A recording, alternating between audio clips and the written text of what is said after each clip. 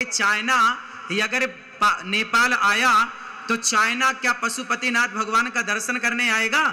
अरे चाइना को नेपाल के धर्म से क्या करना?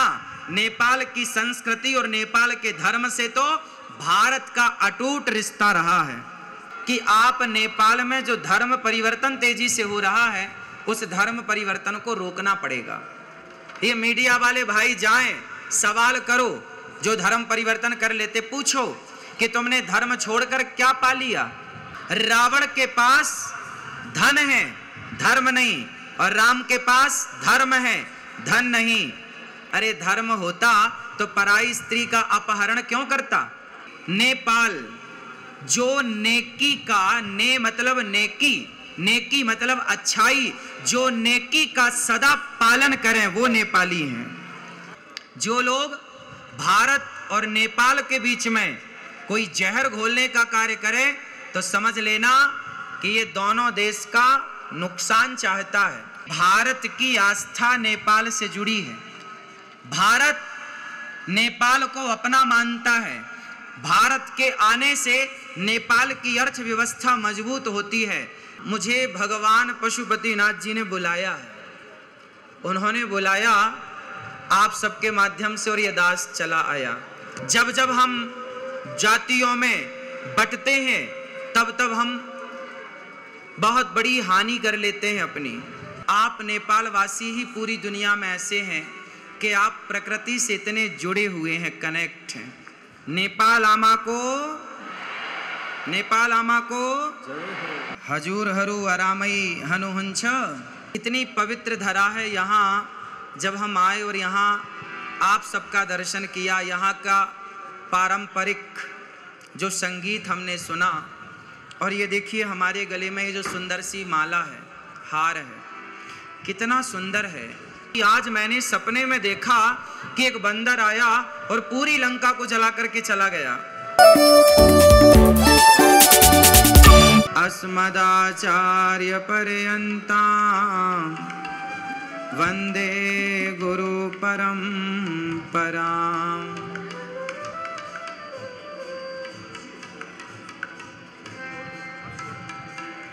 जय जय श्री राधा रमण, जय जय नवल किशोर, जय गोपी चित चोर प्रभु, जय जय माखन चोर। बोलिए वृंदावन बिहारी लाल की, श्री पशुपतिनाथ भगवान की, गंडकी मैया की, श्री शालिग्राम भगवान की, आप सभी भक्तों की, आप सभी माताओं की, आप सभी के माता पिता गुरु चरणारविंदों की जय जय श्री राधे। भगवान की पावन कृपा, पशुपतिनाथ भगवान की पावन कृपा से आज आप सभी के बीच में आकर के आप सबका दर्शन करने का परम सौभाग्य प्राप्त हुआ। मंचस्थ सभी विद्वानों को, सभी आचार्यों को, सभी गुरुजनों को, आप सभी संतों को बारंबार नमन। आप सभी के चरण धूलि उठाकर ये दास अनिरुद्ध अपने माथे पर रखता हुआ अपने आप को कृतार्थ करता है आप सबकी चरण रज से। आप सब उपस्थित माताएं, बहनें, बच्चे, बुजुर्ग सभी के चरणों में दास अनिरुद्ध का कोटि कोटि नमन। हजूर हरू अरामई हनुहंछ। आप सबके घर परिवार में सब आनंद है? चलो भगवान पशुपतिनाथ की कृपा से आप सबके घर में यूं ही आनंद बरसता रहे। आपके घर में, आपके घर आंगन में बच्चों की किलकारियां गूंजती रहें। सदा आप सुखी और स्वस्थ रहें। बड़ी कृपा है आज हम सब यहाँ मिले। बहुत पहले नेपाल आने का सौभाग्य मिला पर आ नहीं पाया कोरोना लॉकडाउन के कारण। आज आप सबका दर्शन करने का लाभ प्राप्त हुआ। ये नेपाल इतनी पवित्र धरा है, यहाँ जब हम आए और यहाँ आप सबका दर्शन किया, यहाँ का पारंपरिक जो संगीत हमने सुना, और ये देखिए हमारे गले में ये जो सुंदर सी माला है, हार है, कितना सुंदर है। आप नेपाल वासी ही पूरी दुनिया में ऐसे हैं कि आप प्रकृति से इतने जुड़े हुए हैं, कनेक्ट हैं। आप प्रकृति के जितने करीब हैं शायद कोई हो। प्रकृति को आप अपने गले की माला बनाकर धारण करते हैं, प्रकृति को इतना प्यार करते हैं। इसलिए जब मैं आया तो मुझे लगा कि नेपाल प्रकृति से कितना जुड़ा हुआ है। आप सब शुद्ध वायु लेते हैं, शुद्ध ऑक्सीजन लेते हैं, शुद्ध वातावरण में रहते हैं। इसलिए आप सभी एक बार बोलिए, नेपाल आमा को, नेपाल आमा को भारत माता की जय हो, भारत माता की जय हो। आप सभी नेपाल वासियों को, क्षेत्रवासियों को बहुत बहुत धन्यवाद कि आपने ये दास को यहाँ आने का अवसर दिया। हमारे मानव सेवा फाउंडेशन श्री बाल योगेश्वर श्री विजय कृष्ण मूर्ति जी महाराज, जिन्होंने इस यज्ञ का संकल्प लिया और आप सब हम सब जुड़ पाए इस सुंदर से संकल्प से। एक बार सुंदर तालियां आयोजनकर्ता समिति पूज्य महाराज श्री के लिए। पूज्य श्री चैतन्य कृष्ण महाराज जी यहाँ पधारे और आप सभी के श्री चरणों में दास का पुनः कोटि कोटि नमन। अब आप सब ये बताएं कि आप में से कितने लोग वृंदावन आए हैं, गौरी गोपाल आश्रम आए हैं। मैं आप सबको निमंत्रण देने आया हूं, आप सब जल्दी से जल्दी वृंदावन गौरी गोपाल आश्रम आए और गौरी गोपाल आश्रम में जितनी वृद्ध माओं की सेवा चल रही है, वहां जितनी सेवाएं चल रही हैं, अपनी आंखों से आकर के वहां की सेवाओं को देखें। आज जानते हो ये अनिरुद्ध आपके बीच में क्यों आया है? यहाँ मुझे भगवान पशुपतिनाथ जी ने बुलाया है, उन्होंने बुलाया आप सबके माध्यम से और ये दास चला आया। तो जानते हैं भगवान पशुपतिनाथ जी ने हमें क्या कहने के लिए बुलाया है? आप जानना चाहेंगे? कितने लोग जानना चाहेंगे? भगवान पशुपतिनाथ जी कहना चाहते हैं, देखिए भगवान कभी डायरेक्ट नहीं कहते, भगवान किसी से कहवाते हैं। जब हनुमान जी लंका गए तो राम जी ने नहीं कहा कि लंका जला के आना। त्रिजटा को एक सपना आया कि सपने बानर लंका जारी, जातु धान सेना सब मारी। तो त्रिजटा ने माता सीता को सपना सुनाया और कहा कि आज मैंने सपने में देखा कि एक बंदर आया और पूरी लंका को जला करके चला गया। जब त्रिजटा का सपना हनुमान जी ने सुना तो हनुमान जी को लगा कि त्रिजटा के द्वारा स्वयं हनुमान जी ये समझ गए कि प्रभु राम ये कहना चाहते हैं कि जब लंका गए हो तो फूक के आना है। लंका गए हो तो रावण के घमंड को जला कर ही आना। मानो ये संकेत हनुमान जी के द्वारा, त्रिजटा के द्वारा हनुमान जी तक राम जी ने पहुंचाया।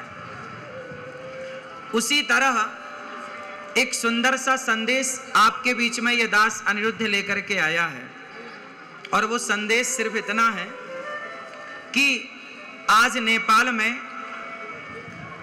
आप सब संगठित रहें। आपको पता है जब जब हम जातियों में बंटते हैं तब तब हम बहुत बड़ी हानि कर लेते हैं अपनी। अच्छा बताइए आप सब लोग,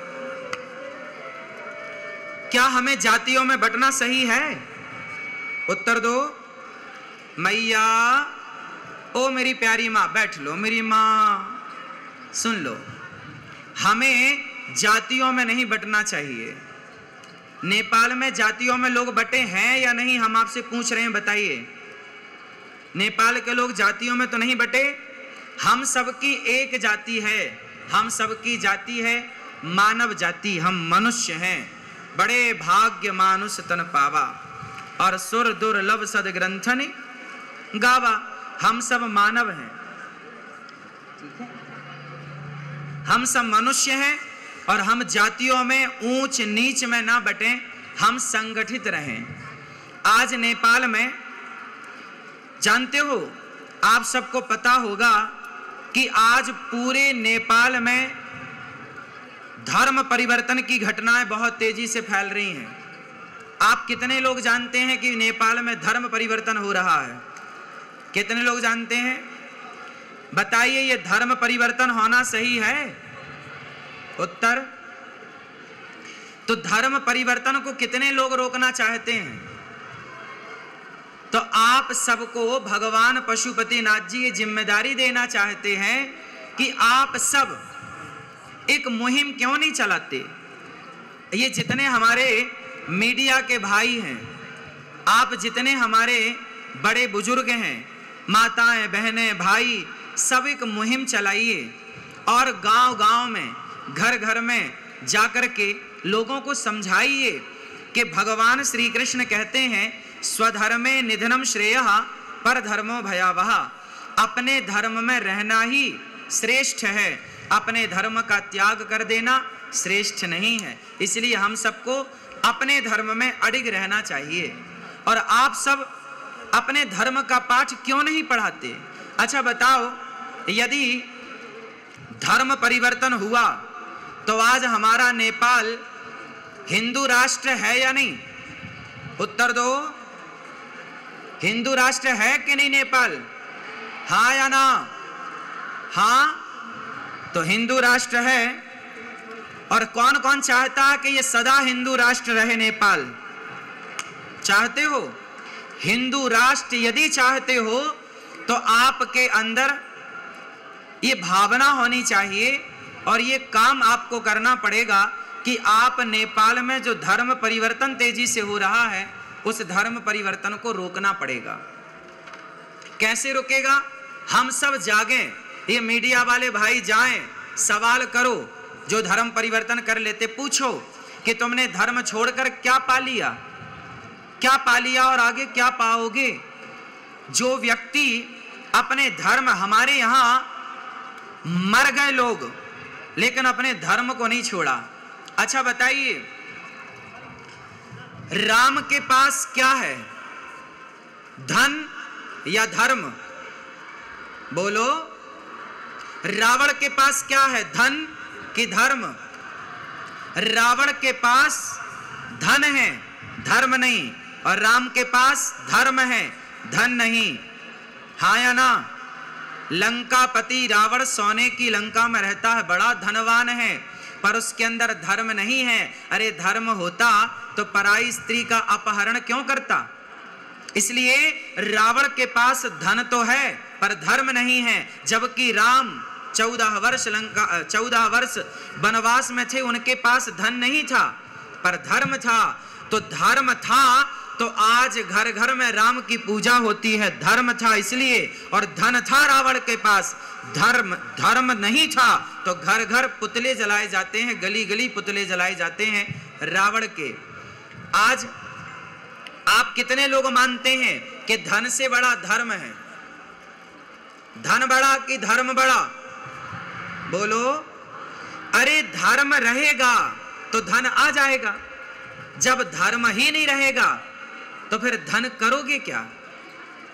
इसलिए धन हो पर धर्म पूर्वक धन हो। यदि आपके धन में धर्म नहीं जुड़ा तो वह धन किसी काम का नहीं है। इसलिए मेरे प्यारे, नेपाल शब्द का जब मैं यहाँ आया, एयरपोर्ट पे आया, तो नेपाल का मैंने एक अर्थ दिमाग में आया कि नेपाल के लोग कैसे होते हैं, नेपाली लोग कैसे होते हैं, नेपाल का अर्थ क्या है। तो देखिए, नेपाल जो नेकी का, ने मतलब नेकी, नेकी मतलब अच्छाई, जो नेकी का सदा पालन करें वो नेपाली हैं। जिनके हृदय में सदा नेकी बसती हो वो नेपाली है। नेपाली का मतलब क्या हुआ? नेपाल का मतलब क्या हुआ? जिसके अंदर नेकी बसती हो, मतलब जिसका हृदय नेक हो। नेक समझते हैं ना? अच्छा, गुड। तो आप सब नेक दिल वाले हैं, नेक हृदय वाले हैं, इसलिए आपको भगवान ने नेपाल में भेजा है। जाओ नेपाल की धरती में, आप यहां जाकर नेपाल में पशुपतिनाथ भगवान की सेवा करो, गंडकी माता की सेवा करो और शालिग्राम भगवान की सदा सेवा करो। आप सब अपने धर्म के प्रति अडिग रहना। हमारे देखिए, कुछ लोग होते हैं, हमारे पूरे नेपाल और भारत, ये दोनों देशों में कुछ लोग ऐसे हैं जो रहते तो नेपाल में है पर गुणगान किसी और देश का करते हैं। इसलिए आप सबको ये बता दो कि जिस माटी में हो ना, उस माटी के साथ विश्वासघात नहीं होना चाहिए, उस माटी से प्यार होना चाहिए, माटी के साथ विश्वासघात नहीं। अच्छा ये बताओ, दोस्त कैसा हो? आज मैंने सुना नेपाल का दोस्त कौन है? भारत और आसपास के जितने देश हैं, आप किन देशों से दोस्ती करना चाहेंगे? बताइए, आपसे मेरा सवाल है। आप नेपाल वासी, आपके पास में बहुत सारे देशों की सीमा है, किस देश से आप दोस्ती करना चाहेंगे? किससे? किससे? जोर से। भारत से। भारत से दोस्ती करना चाहेंगे? भारत तो सदा आपके साथ है और सदा हम और आप कभी दो थे ही नहीं, एक थे, एक हैं और एक ही रहेंगे। और जो लोग भारत और नेपाल के बीच में कोई जहर घोलने का कार्य करे तो समझ लेना कि ये दोनों देश का नुकसान चाहता है। अच्छा ये बताइए, हमारे भारत से लोग हजारों की संख्या में पशुपतिनाथ जी का दर्शन करने आते हैं कि नहीं? बोलो हाँ, हाँ या ना? भारत से हजारों लोग गंडकी माता का दर्शन करने आते हैं कि नहीं? भारत से लाखों लोग शालिग्राम भगवान लेकर जाते हैं कि नहीं? इसका मतलब है कि भारत की आस्था नेपाल से जुड़ी है। भारत नेपाल को अपना मानता है। भारत के आने से नेपाल की अर्थव्यवस्था मजबूत होती है। जरा विचार करो कि चाइना अगर नेपाल आया तो चाइना क्या पशुपतिनाथ भगवान का दर्शन करने आएगा? क्या गंडकी का दर्शन करने आएगा? क्या वो शालिग्राम भगवान की पूजा करने आएगा? अरे चाइना को नेपाल के धर्म से क्या करना? नेपाल की संस्कृति और नेपाल के धर्म से तो भारत का अटूट रिश्ता रहा है। इसलिए भारत और नेपाल, इन दोनों देशों के बीच में कभी किसी भी प्रकार की लकीर ना खींचे, क्योंकि हम दोनों यदि मिलकर रहेंगे तो निश्चित है कि हमारी और आपकी अर्थव्यवस्था, राष्ट्रीय स्तर की मैं बात कर रहा हूं, समृद्ध रहेंगे, हम सब खुशहाल रहेंगे। और आपने यदि दोस्ती उन लोगों से कर ली जिन्हें गंडकी माता और शालिग्राम भगवान और पशुपतिनाथ जी से कोई लेना देना नहीं, तो सोचिए इस धर्म का, इस संस्कृति का क्या होगा। इसलिए मेरी आप सबसे प्रार्थना है, आप सब भारत आइए और गौरी गोपाल आश्रम में चल रही सेवाओं का दर्शन करिए। और सावन का ये पावन पर्व है। आप कितने लोगों ने सावन में व्रत रखा है? रखा है। भगवान शिव को जल चढ़ा रहे हैं कि नहीं? कौन सा जल? कौन सा जल? सारे जल चढ़ाओ, पर भगवान शिव को पता है कौन सा जल पसंद है? भगवान शिव को नेत्रों का जल पसंद है। इतना प्रेम उमड़ना चाहिए आपके भीतर शिव के प्रति कि आंखों से अश्रुधार बह पड़े और शिव जी के ऊपर जाकर चढ़ जाए। ऐसी नेत्रों की धारा भगवान शिव को क्या पसंद है बताइए? प्रेम। राम ही केवल प्रेम प्यारा, और जान ले ये जो जाननी हारा। राम को क्या पसंद है? बोलो। नेपाल वासियों को क्या पसंद है? क्या पसंद है? नफरत पसंद है या प्रेम? क्या पसंद है? प्रेम। आप सब नेपाल वासियों को प्रेम पसंद है, और हमारे प्रभु राम भी कहते हैं कि राम ही केवल प्रेम प्यारा, इसलिए प्रेम से मिलजुल करके रहिएगा। अच्छा बताओ, नेपाल वासी आप कितने भाई हैं? जोर से, कितने भाई हैं आप लोग? हम सनातनी। आप में से कितने लोग सनातनी हैं? सत्य सनातन धर्म को जानने और मानने वाले कितने हैं? हाथ उठाओ सब। तो सुनो, हम सभी सनातनी, चाहे भारत में हो या नेपाल में हो या भूटान में हो या जापान में हो या अमेरिका या लंदन, कहीं भी सनातनी हो। सनातनी 4 भाई हैं। कितने भाई? कौन कौन से? ब्राह्मण, क्षत्रिय, वैश्य और शूद्र। हम चारों एक पिता की संतान हैं, और हम चारों सदा से भाई रहे हैं। कुछ लोगों ने ये जातिवाद का जहर घोलकर हम लोगों को आपस में लड़ाने का कुछ लोगों ने षड्यंत्र किया। आपसे मेरी हाथ जोड़ के प्रार्थना है कि आप कभी षड्यंत्र में मत उलझिएगा। भारत में जब अंग्रेज आए तो उन्होंने नारा दिया, फूट डालो शासन करो, और उस फूट डालो शासन करो के तहत भारत को खूब लड़ाया जातियों के नाम पर, और हम आपस में लड़ते रहे और कई 100 वर्षों तक गुलाम रहा भारत। इसलिए मेरी प्रार्थना है कि हम जब जब लड़े हैं तब तब बटे हैं। इसलिए आप लड़ना चाहते हैं या संगठित होकर रहना चाहते हैं? कितने लोग संगठित होकर रहना चाहते हैं? तो फिर आप कभी मत लड़िएगा कि मैं ब्राह्मण, मैं क्षत्रिय, मैं वैश्य, मैं शूद्र। हम चारों भाई हैं और एक दूसरे के काम आना है, एक दूसरे के सुख दुख में खड़े होना है, एक दूसरे का सहयोग करना है। यदि हम बट जाएंगे ना तो मिट जाएंगे। इसलिए अपने आप को बटने मत दीजिएगा। जो बट गया वो मिट गया। रामचरितमानस में लिखा है कि जहां सुमति तहां संपत्ति नाना, जहां कुमति तहां विपत्ति निदाना। जहां एकता है, जहां संगठन है, वहां संसार की समृद्धि है, सुख है, शांति है। और जहां आपस में लड़ाई झगड़ा है वहां सिवाय दुख के कुछ नहीं। इसलिए संगठित रहे, हम सब संगठित रहें।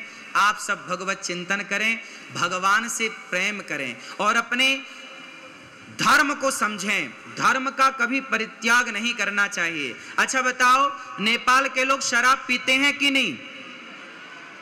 हाँ या ना? शराब पीते हो? हाँ या ना? ना? हाँ। शराब नहीं पीना। शराब पियोगे तो सब कुछ बर्बाद हो जाएगा। इसलिए खान पान शुद्ध, इसलिए खान पान को पवित्र करिए। आप लोग मांसाहार तो नहीं करते ना? शुद्ध शाकाहारी हैं। कितने लोग शुद्ध शाकाहारी हैं? शाकाहारी हैं। कभी भी अपने स्वाद के लिए किसी जीव की हत्या नहीं करनी चाहिए। हमें अच्छा लगता है इसलिए हम किसी को मार कर खाएं, कितना बड़ा पाप है। बताइए, अपने स्वाद के लिए किसी को मारना सही है? इसलिए जीव हत्या पाप है। इसलिए हम भारतीय, हम सनातनी है ना, हम हिंदू है ना, हमें कभी अपने स्वाद के लिए किसी की हत्या नहीं करनी। हमारे धर्म में लिखा है, अहिंसा ही परमो धर्मः। किसी की हत्या करना पाप है और किसी को जीवन दान देना पुण्य है। इसलिए आप किसी की हत्या ना करें, ऐसी मेरी प्रार्थना है। शराब इत्यादि से अपने आप को और अपने बच्चों को बचाएं। एक अच्छा इंसान बनाएं, राष्ट्र प्रेमी बनाएं, कुछ ऐसा बनाएं कि वो देश में अपना नाम रोशन करे, भारत का, और वो अपने नेपाल का, वो अपने समाज का, अपने संस्कृति का, अपने धर्म का वो नाम रोशन करे। ऐसा कुछ करे। इसलिए आप अपने बच्चों को संस्कारवान बनाइए, शराब, जुआ, नशा, इन सब से बचाइए। आज के जमाने में पता है क्या है, आज की आधुनिकता में हम इतने भागे जा रहे हैं कि आधुनिक होने के नाम पर, हम मॉडल होने के नाम पर अपने संस्कारों को, अपनी संस्कृति को छोड़ते चले जा रहे हैं। इसलिए हमें अपनी संस्कृति, अपने संस्कारों का परित्याग नहीं करना चाहिए। ठीक है, तो आप कितने लोग मांसाहार और शराब से बचेंगे, अपने बच्चों को बचाएंगे और अच्छे संस्कारवान बनके अपने राष्ट्र की सेवा करेंगे।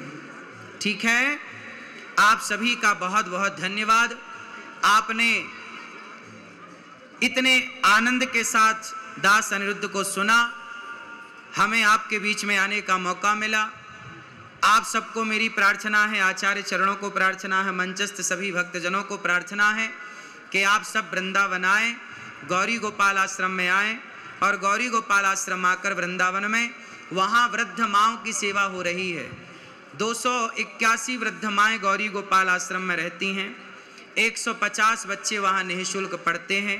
अखंड लंगर रसोई चलती है, सब आकर के प्रसाद पाते हैं। ये सारी सेवा बिहारी जी ने दी है। बोलिए बांके बिहारी लाल की, कृष्ण कन्हैया लाल की, राधे राधे। आप सबके चरणों की धूल को ये दास अनिरुद्ध कोटि कोटि नमन करता है। आप सभी नेपाल वासियों को बारंबार दंडवत प्रणाम। आप सभी के चरण रज को प्रणाम। आप सभी के माता पिता को प्रणाम। आप सभी के गुरुजनों को प्रणाम। आप सब यहाँ प्रेम पूर्वक बैठे हैं। आप सब ने इस सुंदर से आयोजन में सम्मिलित होकर भगवान शिव का दर्शन करके अपने जीवन को कृतार्थ किया। हमारे श्री बाल योगेश्वर श्री विजय कृष्ण मूर्ति जी जो संकल्प करता है और रामकृष्ण उपाध्याय हिंदू जागरण नेपाल अध्यक्ष और राष्ट्रीय सभा को उपाध्यक्ष माननीय श्री विमला धीमरे जी, आप सबका बहुत बहुत धन्यवाद। श्री चैतन्य महाराज जी और आप सभी मंचस्थ सभी आचार्यों को, मातृशक्ति को कोटि कोटि नमन। आप सबको जय श्रीमन नारायण, जय श्री कृष्णा, राधे राधे। नेपाल आमालो आमा को जय हो, भारत माता की जय, गंडगी मैया की जय हो, शालिग्राम भगवान की जय हो, पशुपतिनाथ भगवान को जय हो। Our Skin Clinic.